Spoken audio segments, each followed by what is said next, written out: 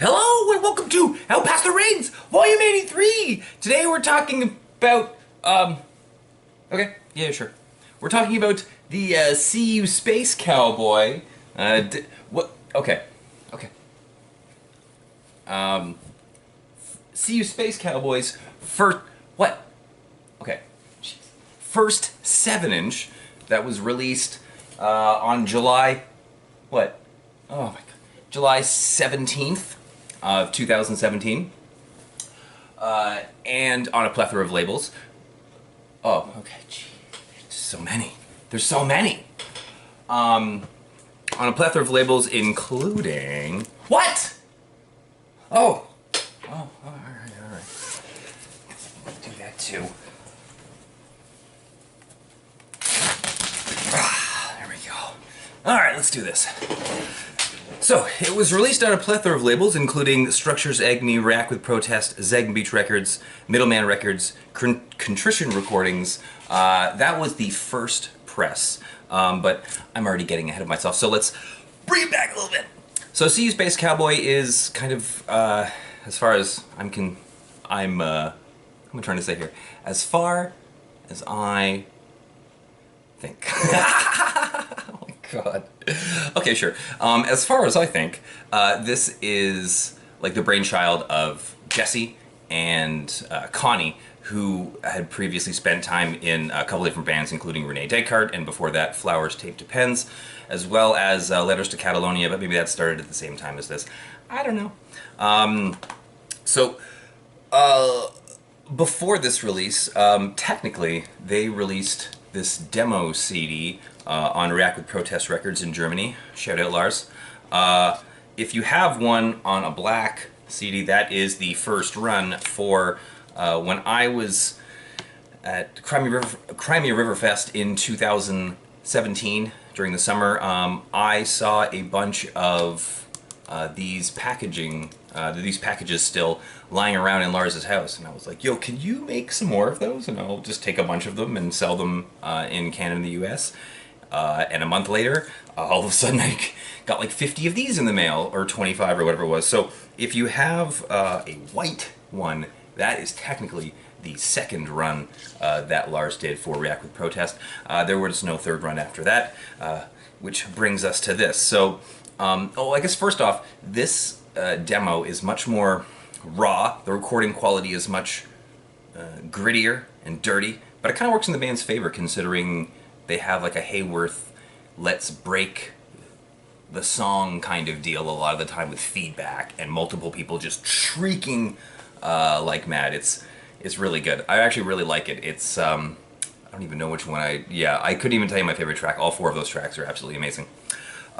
So I don't even think I had heard this, and I got a Facebook message from Connie because we had just been doing the Rene Descartes stuff as that band ended and this band was beginning, and Connie was like, I have some tracks to show you, and she sent me the tracks for this, and I literally, just like when I got the Gift from God stuff, Defragmented, I like lost my shit. I couldn't believe what I was hearing. Kind of knew ahead of time that this was gonna blow up.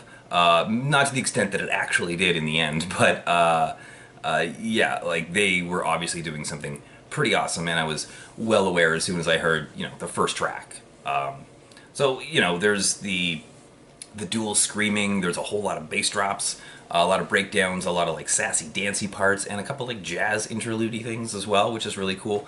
So I guess my go-to comparisons would be like Gift from God, Hayworth, Blood Brothers, and I guess with the sass, there's a bit of synth by man going on as well. There's 6 songs. I would say the best song is number, 2? Jimmy Buffett Doesn't Ever Surf. Doesn't even surf? I can't read it. But honestly, absolute Absolution, the last track, is also an absolute banger.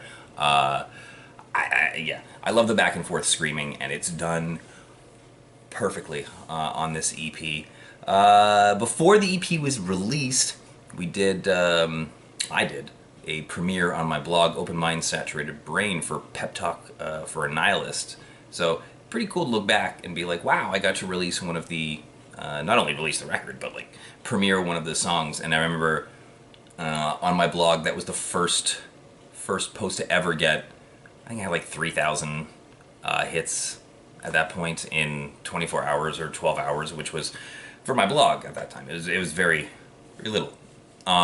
Or sorry, that amount was a lot. So I was pretty blown away. It was pretty cool to see. It's cool to have seen this band start at almost like nothing and like, you know, just keep blowing up bigger and bigger extents. So let's get into the 7 inches. So there's 3 runs as far as I'm aware. The first run is the yellow one, which was released on the labels that I was just saying. They're hand numbered, and they come with like a separate lyric sheet that is not part of the jacket.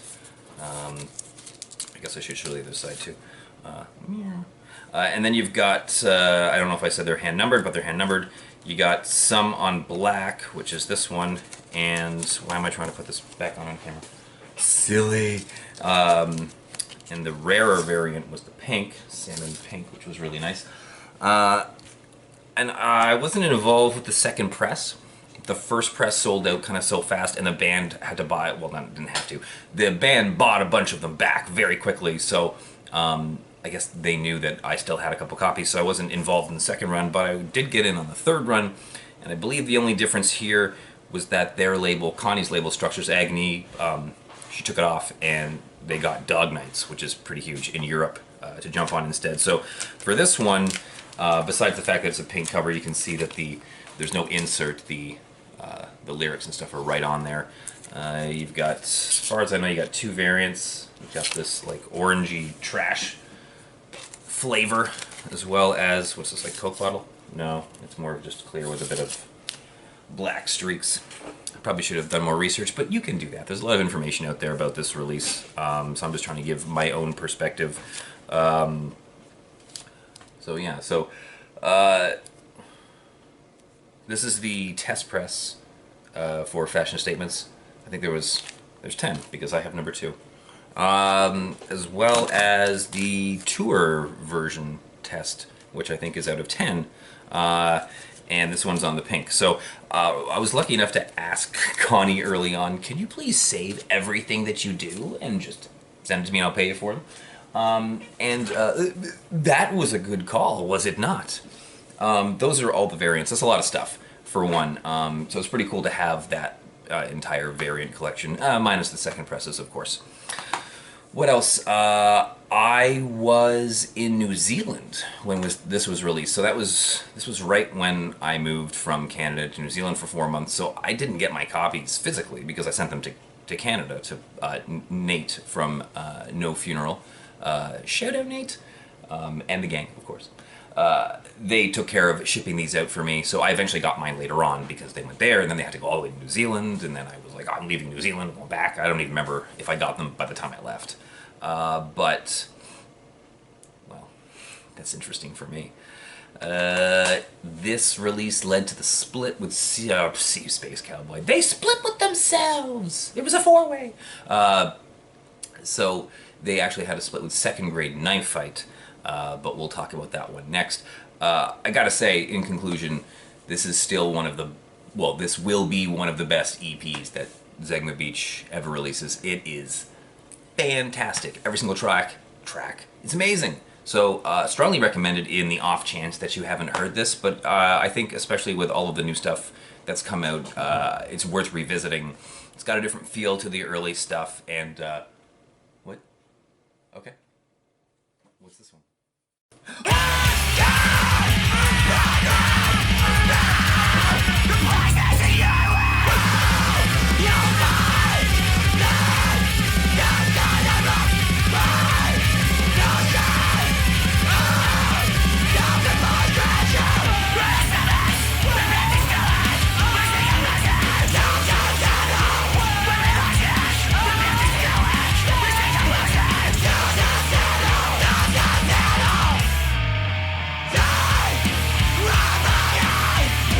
Play something, and again, save yourself some